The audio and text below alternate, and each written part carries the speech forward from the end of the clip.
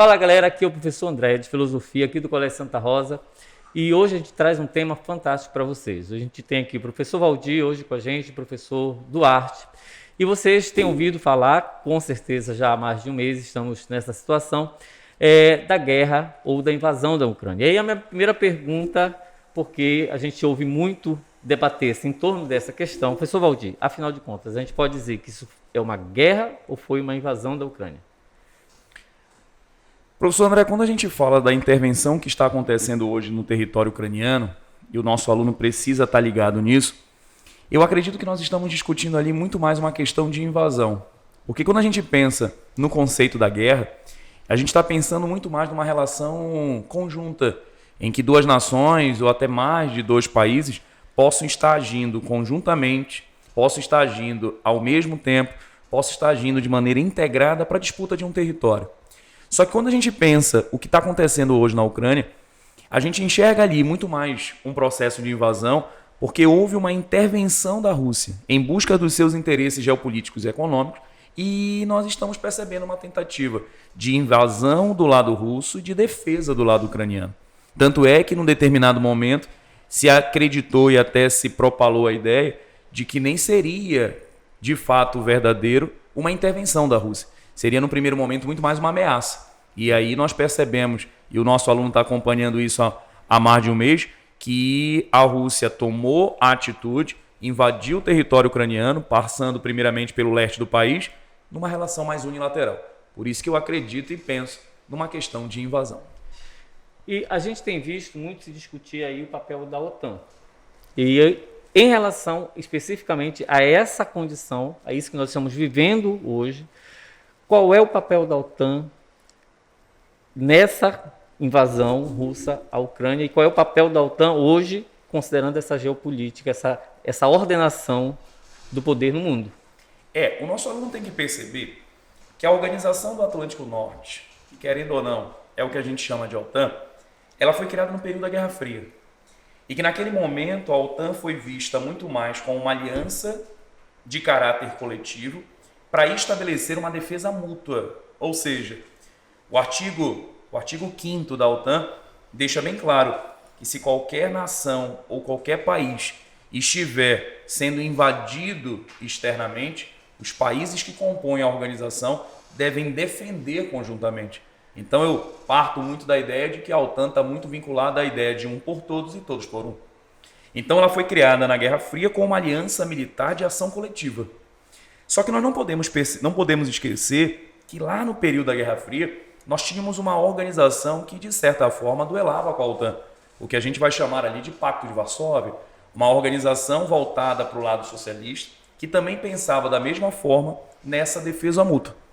Só que quando a Guerra Fria chega ao fim, o Pacto de Varsóvia ele se dissolve junto com a Guerra Fria, mas a OTAN permanece.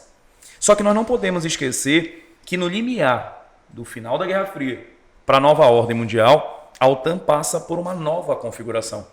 E aí o nosso aluno precisa entender o porquê dessa nova configuração. Ele tem que perceber que essa nova configuração está muito vinculada a que, num primeiro momento, a OTAN passa por um processo de declínio, de decadência. Porque se eu tenho uma organização que está ali se formando e se estruturando para apoiar os países, principalmente os países europeus, e vinculados à grande potência norte-americana, em vista de defendê-los contra a ameaça soviética ou contra a ameaça socialista, pós-Guerra Fria essas ameaças desaparecem. E aí, o que fazer? Por fim à OTAN? Nós precisamos entender que os Estados Unidos não podia perder naquele momento uma organização militar de sumária importância. Então foi ali que ele precisou dar a essa OTAN um novo papel. Sim. E é nesse momento que a gente precisa entender que a OTAN passa por duas vertentes de mudança. A primeira é a expansão geopolítica. O que eram 12 países passaram a ser 30 países. E que grande parte desses países são países do leste europeu. Países como a Polônia, países como a República Tcheca, países como a Eslováquia, países como a Hungria, a Romênia, a Bulgária. E o nosso aluno também tem que perceber que quando a OTAN ressurge nessa nova ordem mundial, ela ressurge com um papel não mais de aliança, e sim agora, como diz a professora Juliana Bertazzo, ela assume com um papel de agência militar. E aí o nosso aluno tem que perceber que a ideia de agência está muito vinculada, e os Estados Unidos tratou de vender isso, ajuda.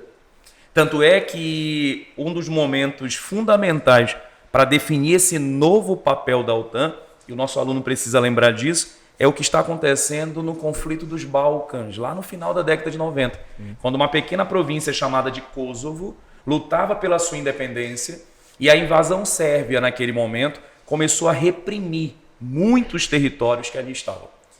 E naquele momento os kosovares se viram como refugiados, ameaçados e atacados pela Sérvia, muito parecido com o que os ucranianos estão vivendo hoje. Perfeito. E naquele momento, para que os Estados Unidos pudessem mostrar para o mundo o novo papel da OTAN, a OTAN intervém no território, protege os kosovares, sustenta a independência deles, vira para o mundo e diz, qualquer um que esteja precisando de ajuda, a OTAN é uma organização de portas abertas.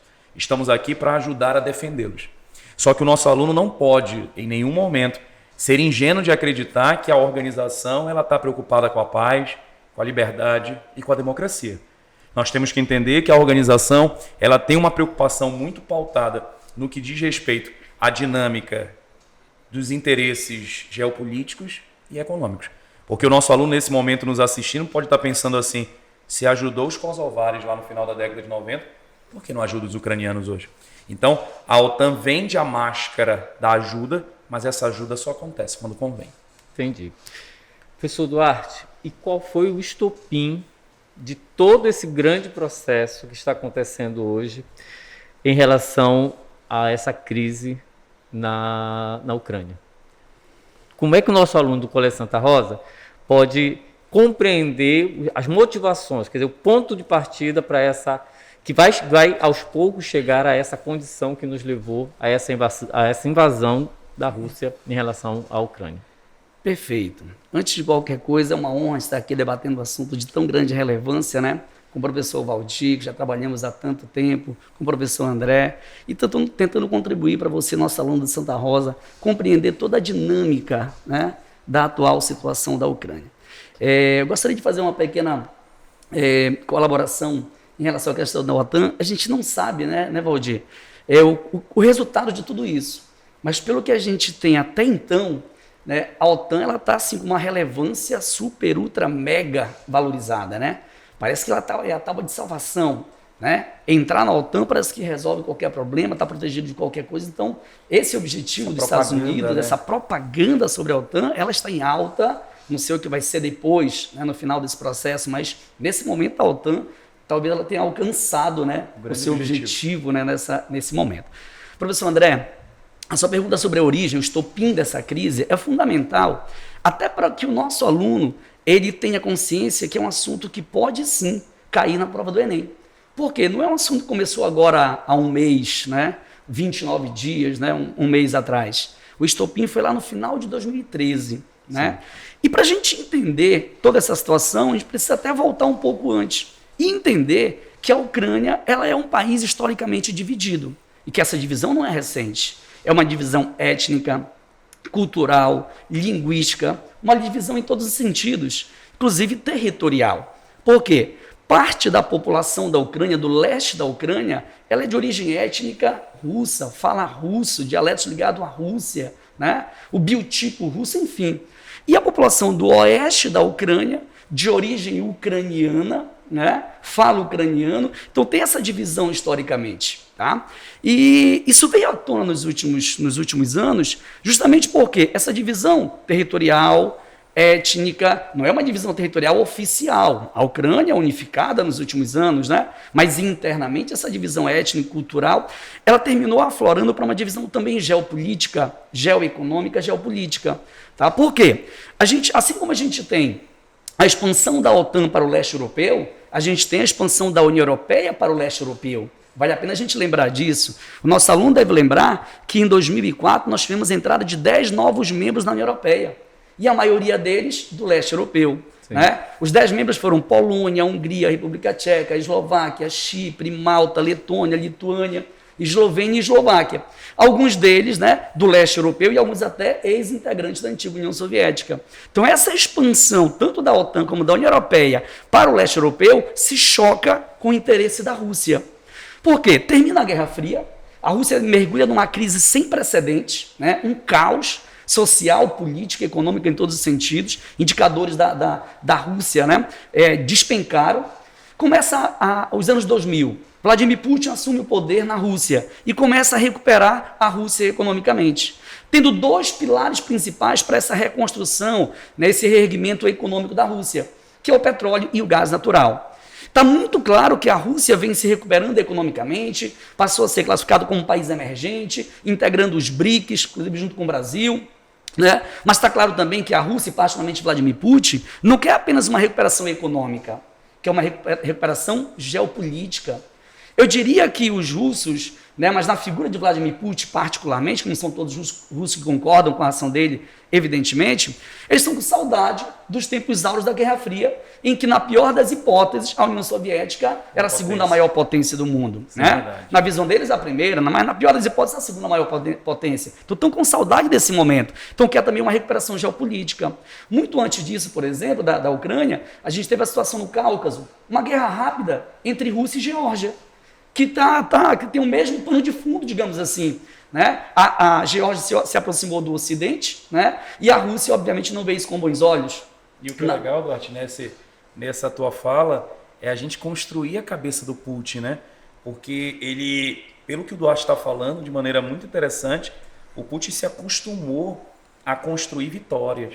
Como diz o Duarte, a vitória na Geórgia, protegendo ali a Ossétia, a própria vitória da Chechênia, que lutou várias vezes pela independência, ele conseguiu rechaçar, e agora novamente a Ucrânia. Então, o nosso aluno ele já tem que ir aí construindo, não sei se isso é possível, né? Temos um grande psicólogo aqui na mesa, mas se é possível ele construir, com o que o Duarte está te colocando, a cabeça do Putin, esse legado histórico que ele está construindo dentro da Rússia. Né? Perfeito. Em relação à Geórgia, é interessante que foi também o reconhecimento da Rússia da independência da Ossétia do Sul e da Abkhazia, né, que levou ali aquele confronto com a Geórgia. Né? No caso da Ucrânia, vamos voltar a 2013. O presidente ucraniano era Viktor Yanukovych, né? E estava na mesa um acordo de cooperação econômica que a Ucrânia estava prestes a assinar.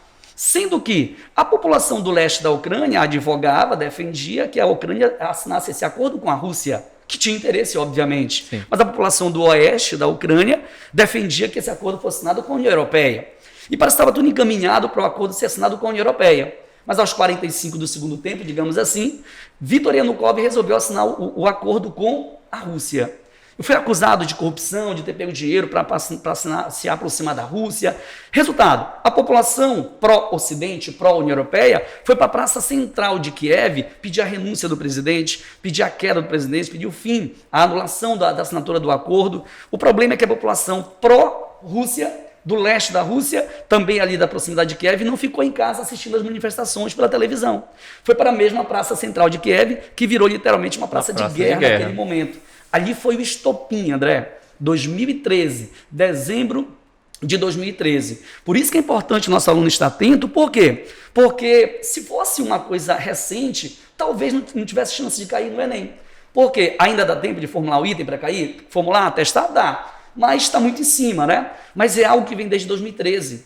Ora, essa confusão que começou na Praça Central de Kiev, ela não se restringiu a Kiev, ela se espalhou na Ucrânia, ela chegou na Crimeia. A população da Crimeia ela é majoritariamente russa. 24%, 26% são ucranianos, 12% de tártaros, que é uma minoria ali, e outras minorias, mas é majoritariamente russa. E obviamente que Vladimir Putin já estava de olho na Crimeia há muito tempo. Por quê? É uma província, uma república, né, autônoma, mas vinculada à Ucrânia, desde Nikita Khrushchev, né, da década de 50, ele passou o controle da Crimeia para a Ucrânia. E por que é importante, muito importante para a Rússia a Crimeia? Porque abre mais saídas para os portos de águas quentes do Mar Negro, né? O acesso do Mar de Azov, não é isso? Para o Mar Negro, portos de águas quentes, é importante porque grande parte da Rússia fica gelada e congelada grande parte do ano. Vladimir Putin, no meu entender, viu ali a oportunidade de fazer uma intervenção. Né? Mandou ali, tá certo, né, tropas para lá, dizendo que era para proteger, né, os cidadãos de origem russa, fez ali alguma manobra e o parlamento da Crimeia aprovou uma consulta popular que aprovou a separação da Crimeia da Ucrânia e a anexação à Rússia.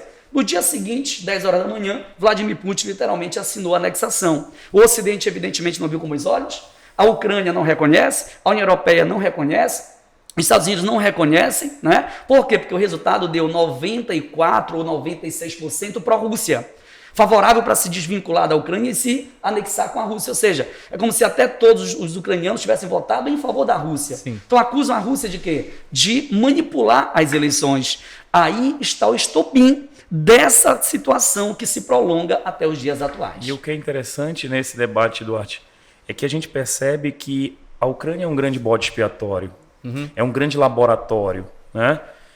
O conflito ele se desenvolve territorialmente na Ucrânia, mas os interesses estão muito além dela. Como disse o Duarte, precisamos pensar ali nos interesses ocidentais e nos próprios interesses russos, né?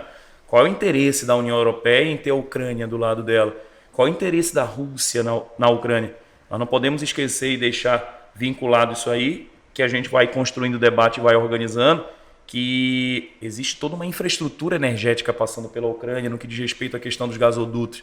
Então, o nosso aluno precisa perceber que a Ucrânia é muito mais um laboratório do que efetivamente um país que se envolve no conflito. Tanto é que o que a gente vem percebendo pelas mídias televisivas é que é um país que nem estava preparado para uma guerra, nem estava preparado para uma invasão. Então, a Ucrânia é muito mais uma massa de manobra, né? É muito mais uma referência ali dos interesses externos. Uma pergunta para... Pode dar uma pode complementada, André. Perfeito, Evaldir. Eu diria que a Ucrânia ela tem sido nos últimos anos, né, não o único, mas talvez o melhor palco onde se materializa essa disputa entre Ocidente e Rússia. Temos diversos outros, como ali no Cáucaso, como na questão da Geórgia, como na questão da Síria, o apoio, né, russo, né, a Bashar al-Assad, enquanto os Estados Unidos ali querendo combater o Estado Islâmico, enfim, né? Então, várias situações que nos levam a rememorizar os tempos áureos da Guerra Fria se materializam muito bem ali na Ucrânia, né? Onde, para um lado, tem aqui a União Europeia, a OTAN, os Estados Unidos puxando para cá e a Rússia para o outro lado. São os interesses, né, geopolíticos que vão muito além, como o Valdir falou muito bem, tá certo? Muito além da Ucrânia propriamente. É um tabuleiro, é um jogo, né? É um jogo, né? Eu digo para os meus alunos assim, para quem joga xadrez, né, a gente está vendo um grande xadrez geopolítico aí, em que as peças são mexidas muitas vezes com cautela, mas às vezes é preciso você avançar. Às vezes perder uma peça para ganhar outras, né? Então é um grande jogo aí. Nossos alunos, inclusive, estavam vendo comigo uma dos objetos de conhecimento que a gente começa no segundo ano diz respeito à questão do pensamento político moderno, a constituição do pensamento político moderno. E quando eu converso com eles sobre Maquiavel, a gente fala sobre como o pensamento do Maquiavel foi importante para a constituição dessa compreensão do Estado moderno e da forma de fazer política ao emancipar a política das amarras da moralidade da população ou da religião e colocar os interesses políticos acima dessas questões morais. Então, Maquiavel diz que, de maneira muito particular, é preciso que um governante trabalhe com duas coisas, a fortuna e a virtude. Então, vamos pegar lá a deusa da fortuna, que distribui a fortuna, mas com os olhos vendados.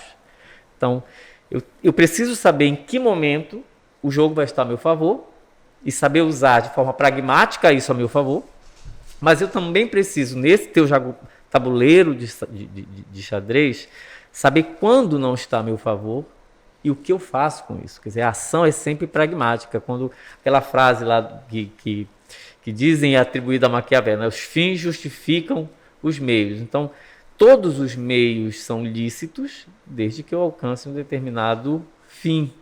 E o fim não é outro senão o bem do Estado, né? A garantia do bem do Estado.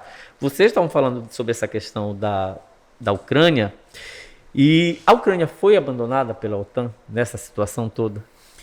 O que a gente tem que perceber é que nesse tabuleiro de xadrez aí... Vou te cortar, porque parece um cabo de guerra, né? Sabe quando a bolinha está em cima da Ucrânia? Sim. Aí um puxa para cá e um puxa para cá, percebeu?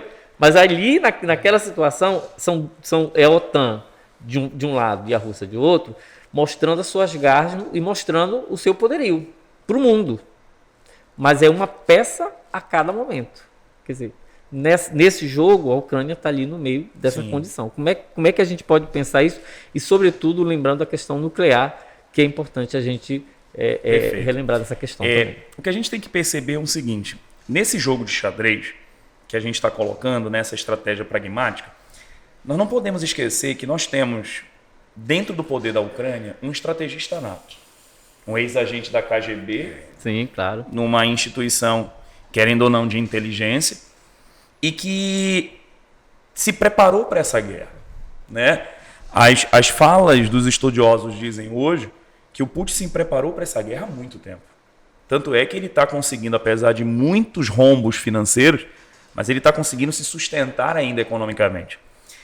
E quando a gente percebe a estratégia, só para contextualizar a tua pergunta, chegou o momento da invasão da Ucrânia recente, agora no mês de março, que a mídia achou bastante estranho quando os soldados russos, quando o exército russo se dirigiu para uma cidade no leste da Ucrânia chamada de Mariupol.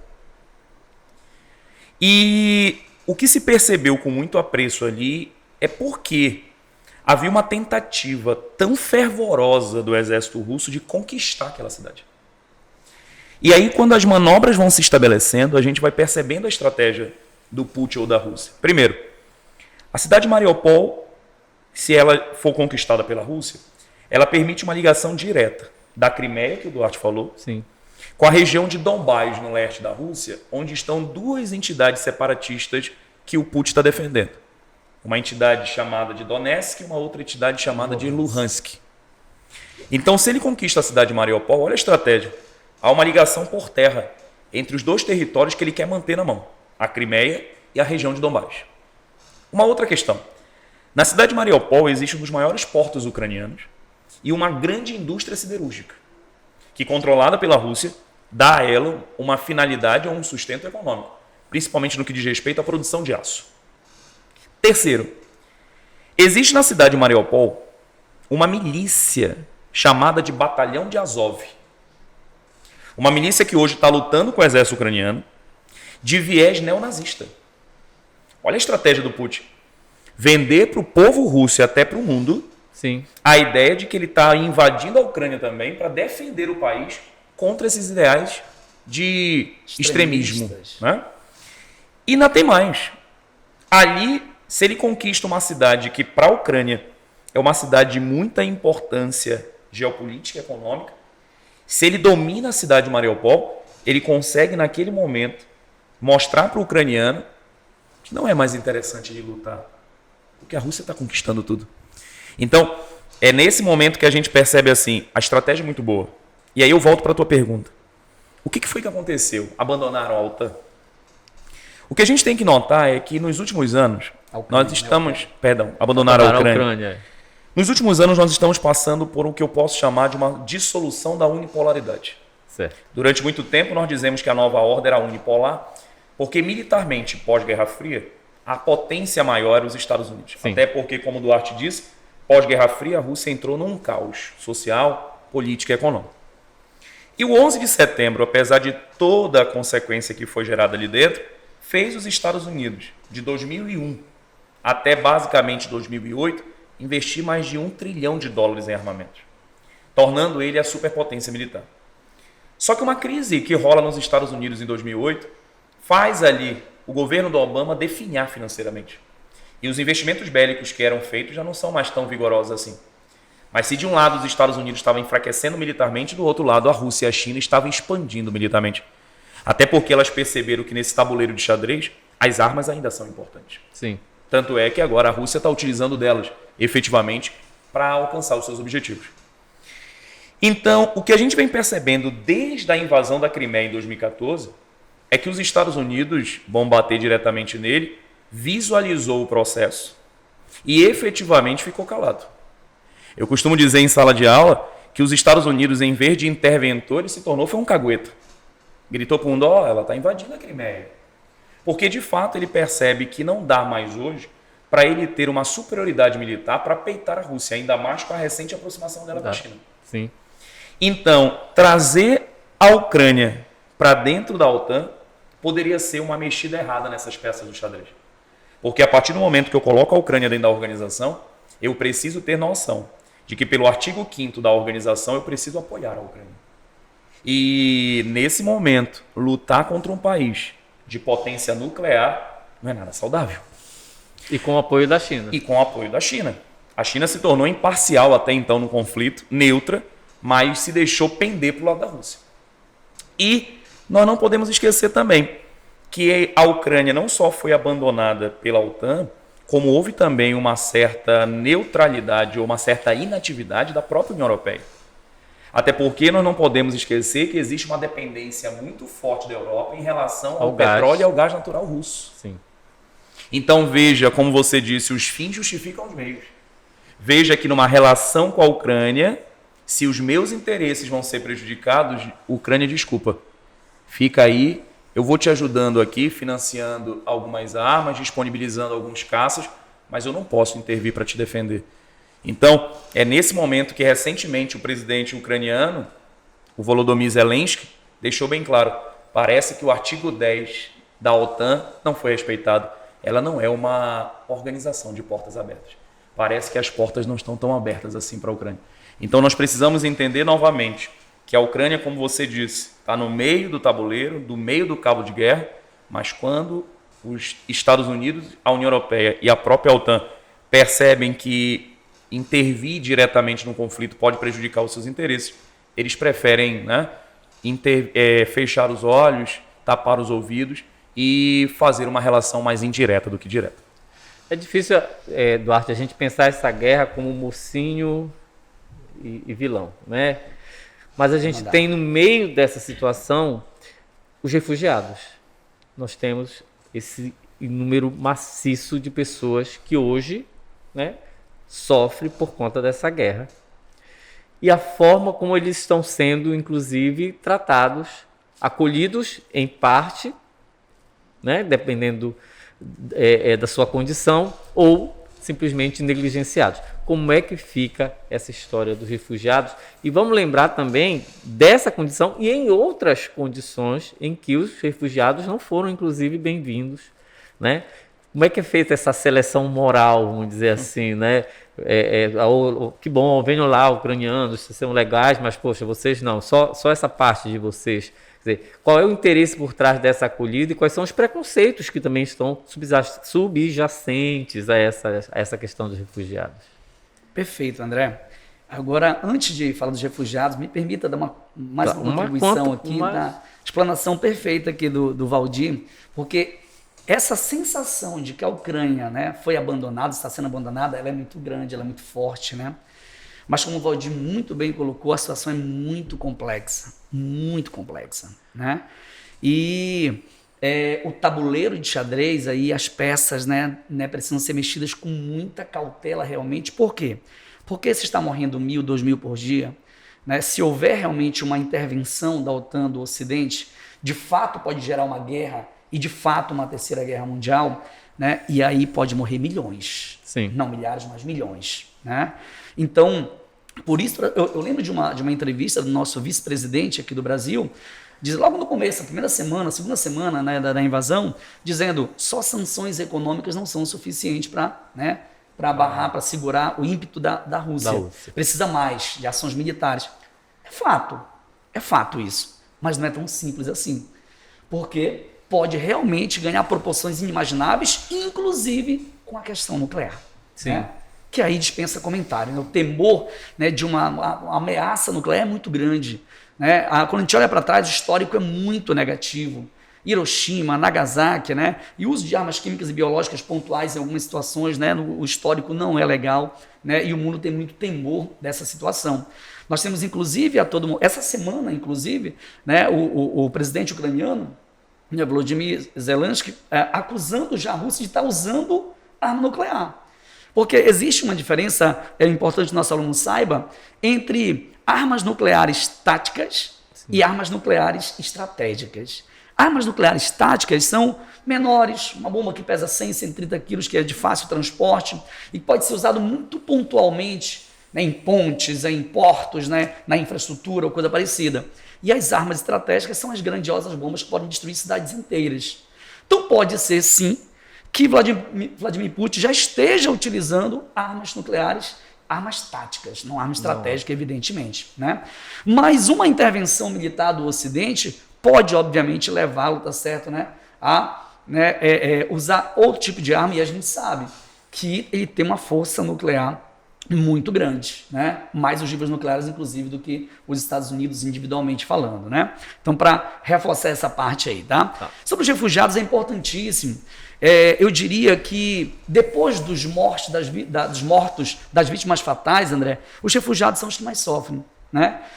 Depois dos mortos, né? E os seus familiares, obviamente, os refugiados são os que mais sofrem.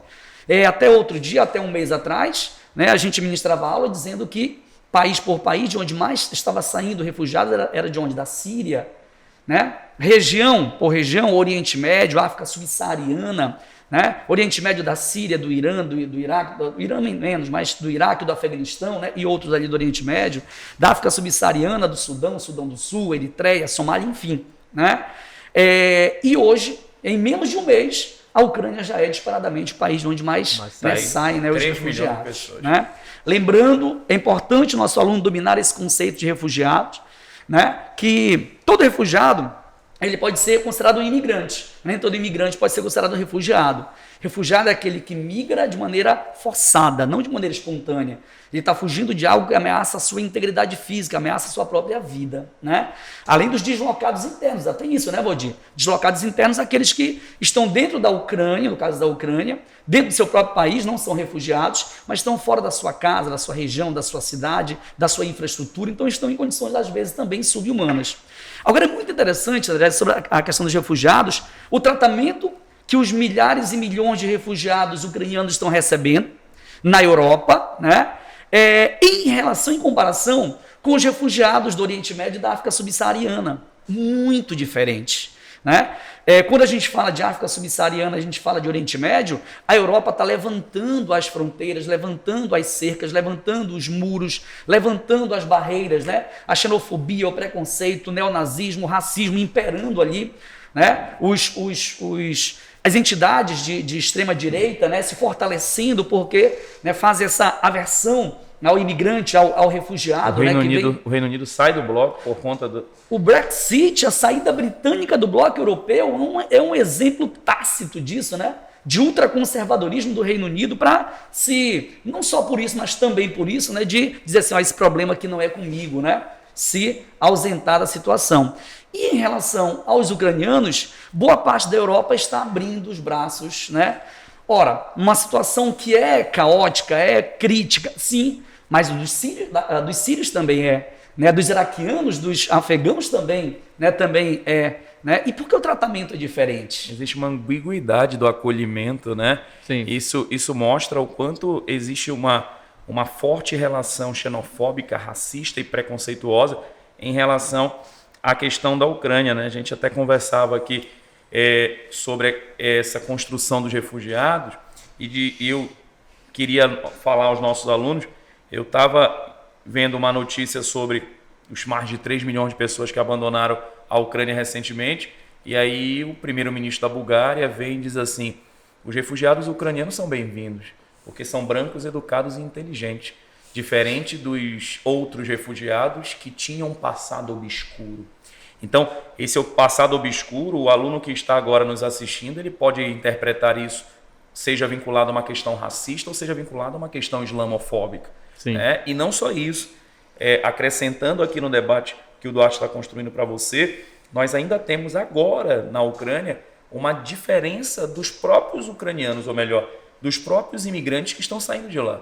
Enquanto os brancos ucranianos estão se deslocando, isso mostra até a boa infraestrutura do país, de trem, de metrô, de barco, de carro, a gente vê que estudantes nigerianos que estão dentro da Ucrânia estão até sendo espancados pelo próprio exército ucraniano para não deixar eles entrarem dentro do trem.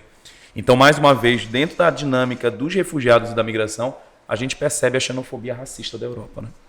Grosseiramente falando, 2 pesos e 2 medidas, né? Verdade. 2 pesos e 2 medidas. Senhores, e a questão das sanções econômicas e políticas?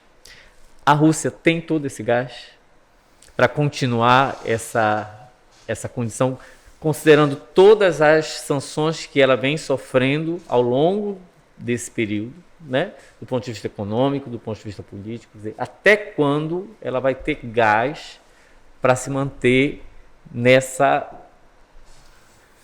condição? Ela tem cacife para isso? Tu disseste, o Putin ele se preparou, quer dizer, Mas não tanto, né? mas até quando ele se preparou? Né? Eu acho assim, quando a gente vê a soberba imperando e num determinado momento o cara diz assim, bora conversar, é porque parece que esse gás já não é mais o mesmo. Né? Então, quando a gente percebe nos últimos dias que já existem certas relações entre russos e ucranianos, numa tentativa de conversa ali para a resolução do conflito, que num primeiro momento foi um tanto quanto, vamos dizer assim, esdrúxula, absurda do Putin, dizendo assim, ó, eu perdoo e paro de atacar, desde que vocês me deem a Crimeia e as regiões do leste ucraniano, desde que vocês assinem um estatuto de neutralidade dizendo que vocês não vão entrar na OTAN e desde que vocês se desarmem. Aí, por favor, aí é brincadeira, né? Mas quando a gente percebe uma relação de conversa é porque nós notamos que as sanções econômicas podem não estar ainda destruindo o país, mas já estão fazendo algumas feridas, né? Eu gosto ali de citar em relação a essas sanções, baseando principalmente as sanções econômicas, o Duarte depois pode falar um pouco das sanções políticas. Eu gosto de citar primeiro. O primeiro momento que nós temos ali é reter o dinheiro russo, as reservas russas internacionais. Mais de 600 bilhões de dólares retidos em reservas pelo mundo todo. Além do governo, que são as reservas dos oligarcas russos também, Sim, né? Das empresas e das elites. Segundo, a Rússia foi retirada de um sistema financeiro chamado de SWIFT. O SWIFT não é uma relação financeira efetivamente. O SWIFT é um sistema baseado numa comunicação bancária. É a ideia de eu transferir o meu dinheiro internacionalmente Interligado, e né? criar um padrão financeiro para que os bancos internacionais se entendam. Vamos pegar o exemplo do André, né? O André, até porque o André faz esses investimentos nas Ilhas Caimã, né? Muito dinheiro. Bahamas e tal. Muito dinheiro. Então, se o André manda dinheiro daqui para a Suíça, o SWIFT dá a capacidade de comunicar entre os bancos essas transações financeiras. Então, quando eu tiro alguns bancos russos desse sistema, isso efetivamente gera um grande problema, porque torna esse fluxo financeiro mais inseguro. Sim. E prejudica as negociações, principalmente no que diz respeito às empresas russas de gás e petróleo. Né? Uma outra sanção que eu costumo dizer que é até engraçada, mas que o nosso aluno aí pode perceber muito bem isso, é em relação ao próprio futebol. A Rússia foi excluída da Copa do Mundo de 2022. Sim. A Adidas cancelou o contrato com a seleção russa e a grande empresa de jogos, a EA Sports, tirou todos os times russos dos jogos de futebol aí, que os meninos conhecem, FIFA e tudo mais. Mas o que a gente precisa perceber? Que a ideia das sanções econômicas, principalmente, é tentar isolar a Rússia. Não sei se a melhor palavra é isolamento, mas é tentar ferir a economia para começar a mostrar que a guerra não é tão satisfatória financeiramente. Por exemplo, houve recentemente uma sanção vinculada ao transporte. Uma grande empresa de transporte marítimo, chamada de Maersk, ela deixou de levar para a Rússia alimentos, medicamentos, produtos hospitalares. Então, a BMW, a Ford, a Honda deixaram de exportar carros para o país. A Apple recentemente parou a venda dos iPhones dentro da Rússia e começou a cancelar o uso dos aplicativos. Então, são tentativas feitas economicamente por grandes empresas para tentar ferir a Rússia e forçar ela a voltar, a recuar ou até mesmo a enfraquecer o conflito que está rolando. Então, as sanções econômicas estão muito ligadas à tentativa de desestabilização. E se a gente for ver, isso já acontece. Se eu for pegar o meu celular agora aqui, por exemplo, se a gente for ver a cotação do rublo, agora, vamos pegar aqui, né? Vou botar aqui cotação dólar e a moeda russa. Se a gente for ver agora, a cotação nesse exato momento, ela já é de $1 americano igual a 102 rublos russos. Então isso mostra que a desvalorização da moeda já está acontecendo, a inflação vai disparar E até que ponto? Não é que, como disse o Duarte, não é só o governo que vai aguentar. Até que ponto as elites locais vão sustentar isso aí, né? E o próprio povo russo. Verdade. Porque não há unanimidade em torno do povo russo, em torno da questão da invasão da Ucrânia. E o que fere também a imagem do Putin como um grande líder. Sim. Né? Vale a pena lembrar que ele tem sustentado, né, eleito, reeleito, treeleito, enfim, com o apoio de grandes empresários, grandes oligarcas, né, enfim. Essa semana, acho que de ontem para hoje, teve baixa de um funcionário do alto escalão do governo russo, né, que apoia ele aí a vida inteira, né? Isso já pode representar, significar isso aí. Politicamente falando, nós temos, eu diria que menores repercussões, né? Mas desde 2014, quando a Rússia anexou a Crimeia, as sanções, tanto econômicas como políticas, já começaram, né? A retirada, né, por exemplo, da Rússia do G8, que era G7, depois entrou a Rússia, a gente chamava de G7 mais a Rússia, depois já emendamos para G8, ela foi expulsa ali, retirada do G8, é uma sanção política. Essa semana está se debatendo a possibilidade de exclusão dela do G20, né? São sanções políticas. O convite, né, entre aspas, né, para diplomatas russos saírem de vários países ocidentais, enfim, são sanções políticas, né? Mas as econômicas realmente acho que pesam mais nesse momento, né? E, de novo, André, a gente vem para um campo minado, a gente vem para um campo de complexidade muito grande, né? Essa semana, acho que ontem, se eu não estou enganado, eu vi uma fala do Vladimir Putin, né, devido a essa desvalorização do rublo, tudo mais, não, eu quero receber o gás natural que eu vendo para vocês na minha moeda. Na minha moeda, está desvalorizado, eu quero na minha moeda, porque tiraram do sistema financeiro internacional, né? Então, enfim, temos aí uma pressão econômica muito grande sobre a Rússia, as oligarquias, as elites russas e tudo mais, mas como tudo nesse tabuleiro de xadrez é muito complexo, muito, muito delicado, essa situação também, por quê? Porque a Rússia ainda tem uma carta na manga ou uma pedra do tabuleiro muito importante para mexer, que é o gás natural que ela fornece para a União Europeia. Tem países hoje que já são da União Europeia que dependem 100% do gás natural russo. Mas, em média, a União Europeia, em média, né, um quarto, quase um terço, já aumentou de um quarto, quase um terço do gás natural que a União Europeia consome é proveniente da Rússia. Né? E muitos gases, não todos, mas muitos gasodutos passam por dentro da Ucrânia, inclusive. Né? Detalhe. Claro que Vladimir Putin depende muito, a Rússia depende muito financeiramente desse recurso. Para ela vetar, isso não fornecer mais, também é um choque muito grande, um impacto muito grande. Mas é uma carta na manga muito gigantesca.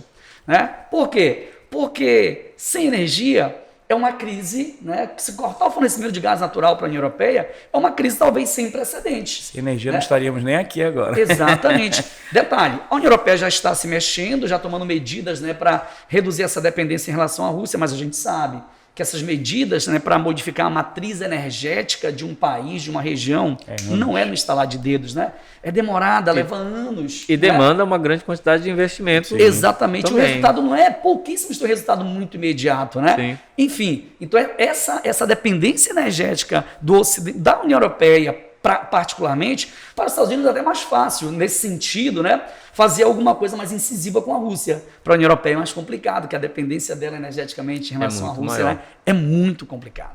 Tanto é que o único que estava mais fervoroso nessa luta era o Reino Unido, porque tem uma dependência muito pequena do gás.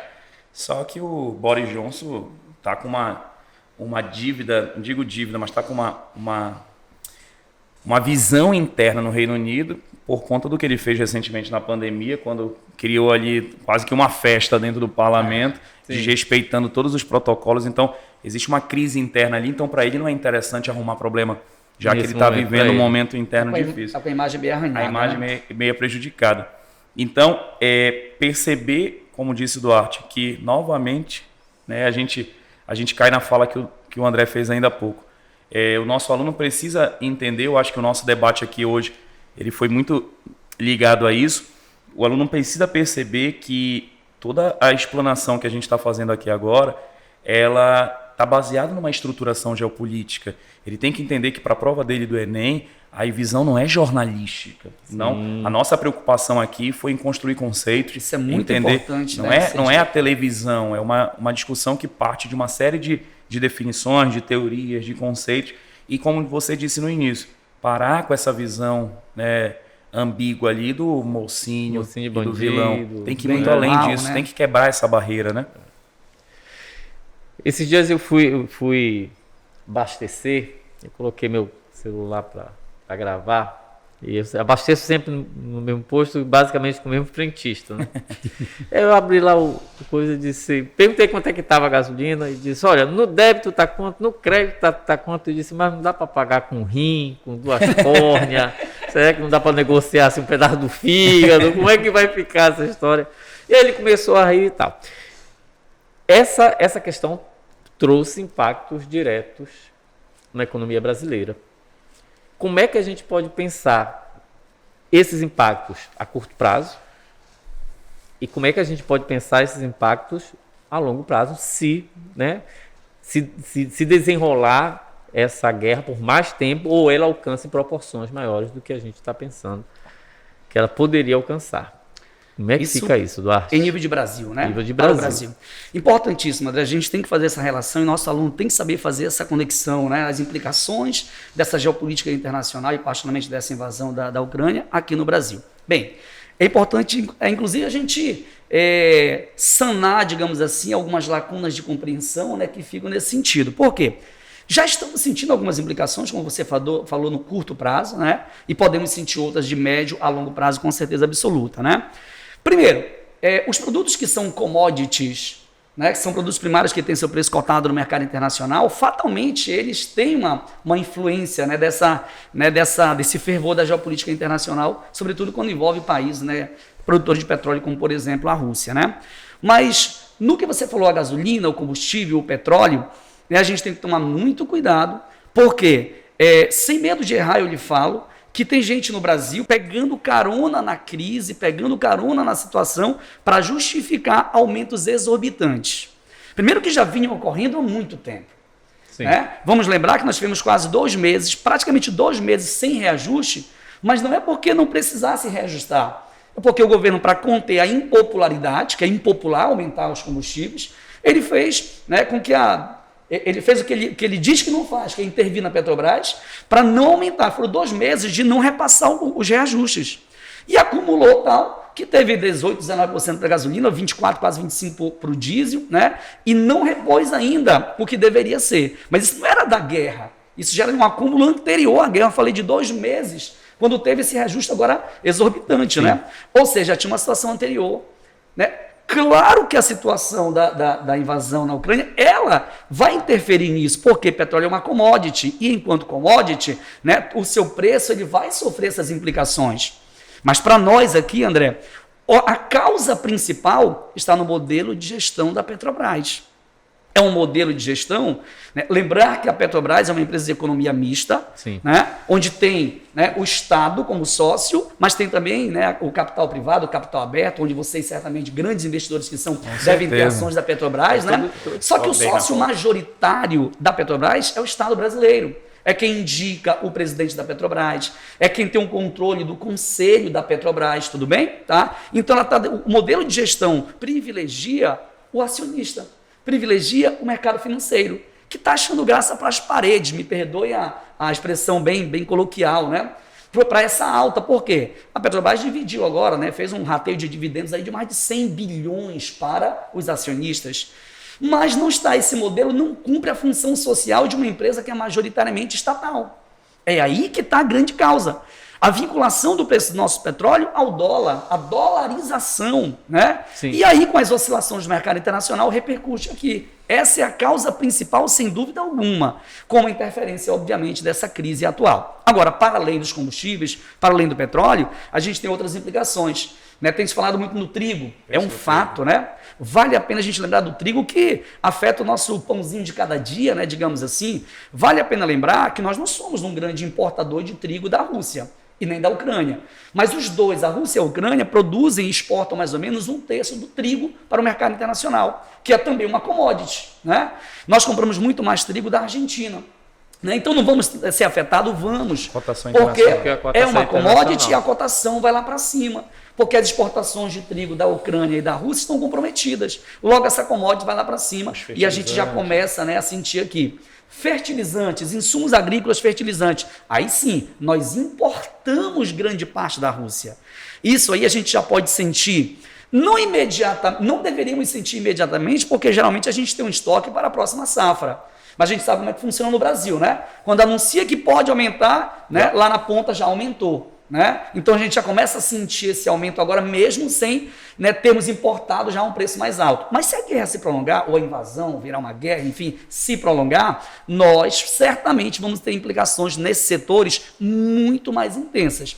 Nos combustíveis, sim, por ser commodity, petróleo ser uma commodity, né? No trigo, né? Nos fertilizantes, sem dúvida alguma. E aí afeta toda uma cadeia produtiva, né? Que nós conhecemos muito bem, que envolve não só produto, fertilizantes, insumos agrícolas, envolve toda uma cadeia produtiva. O alimento, né?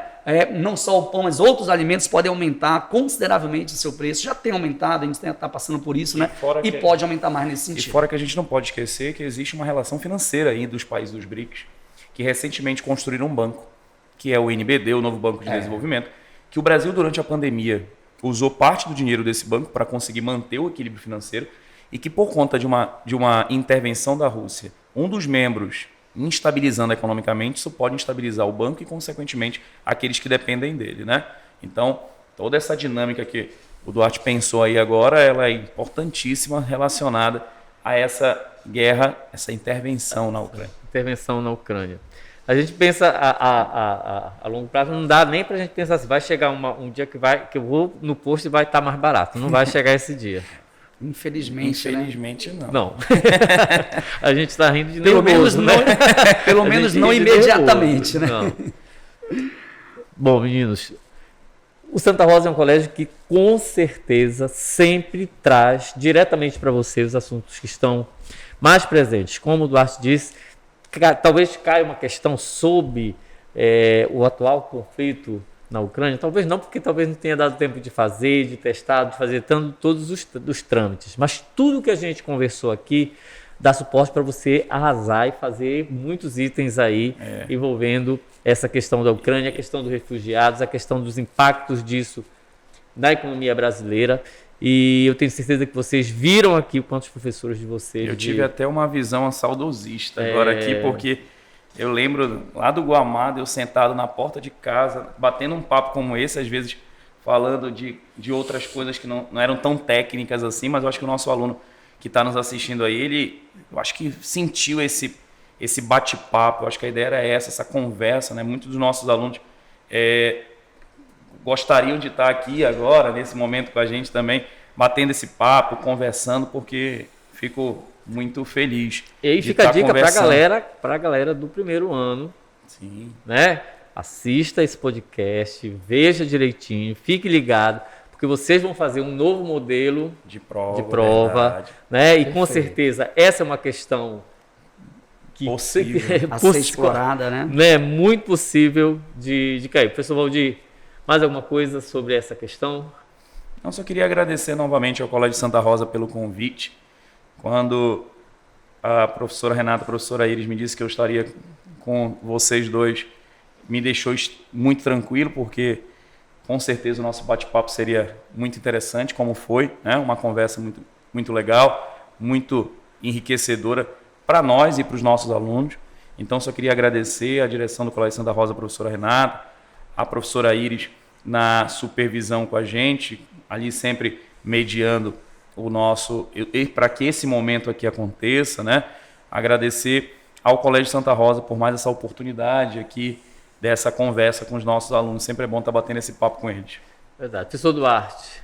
Bem, eu também gostaria de agradecer imensamente, né, a toda a direção do Colégio Santa Rosa, né, na pessoa da nossa diretora Renata, a professora Iris. Também ressaltar que é um bate-papo, é uma análise, não tem verdades absolutas aqui. Sim, claro. E que se dependesse da nossa vontade, passaria aqui horas e horas e horas, porque tem muitas coisas. A gente falou muito brevemente de muita coisa ainda que daria muito mais né, tempo, né, e obviamente, né, o tempo é um pouco restrito nesse sentido. Mas esperamos que tenha sido produtivo, tá certo? Que realmente contribua para a tua preparação, né, para o Enem, para os vestibulares, né, para quem é de outras séries aí, porque para a vida, para a compreensão, tá certo, né, do que a gente está vendo hoje. Perceba que a gente não fez uma análise só do momento atual, mas buscamos ali toda, né, um enraizamento, né, para entender esse contexto atual. Então esperamos de coração que tenha sido produtivo. Me sinto muito feliz e honrado de estar aqui, né, com colegas, tá certo, né, renomados e com muito cacife para debater esse assunto, né? E até a próxima, se Deus quiser.